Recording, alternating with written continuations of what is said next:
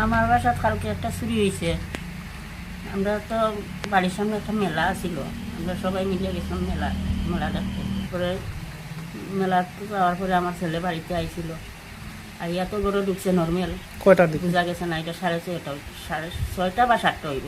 আর আপনারা গেছলা কয়টার দিকে? আমরা গেছি 5:30 দিয়ে গেছি। আমার ছেলে আইয়া তো নর্মাল গরু ঢুকছে, সামনের দিকে সব ঠিকঠাক আছে। গরু ঢুকি আবার বাইরে হাত পা ধুই তো গেছে, গিয়া দেখে আমার পিছনের দিকে দরজা ভাঙ্গা।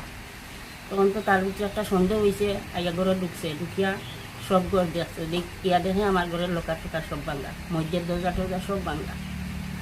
কিন্তু গিয়া দেখে আমার সব চুরি করিয়া লইয়া গেছে। গিয়া কি মানে চুরি গেছে আপনার ঘরে? চুরি করছে বলতে আমার ঘরে অনেক স্বর্ণের জিনিস আসলো, আমার মেয়ে বিয়ে দিয়েছি মেয়ের জিনিস, আমার ছেলের বিয়ে করাইতাম বউর দিতাম বউর জিনিস, আমার জিনিস মোটামুটি অনুমানিক অনুমানিক 15 লাখের মতন হইব জিনিস।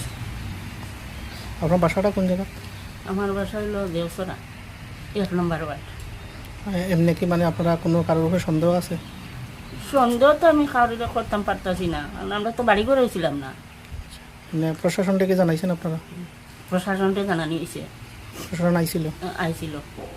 কি আশ্বস্ত করছে আপনারা? প্রশাসন তো আমরা আশ্বাস দিয়া গেছে পাইমু বলিয়া, তারা জানে তারা কিটা করবো, কতটুকু আমার খাওয়াইয়া দিব এটা আমি নিজে করতে পারতাম না। আপনার নাম? আমার নাম স্বপ্না দাস।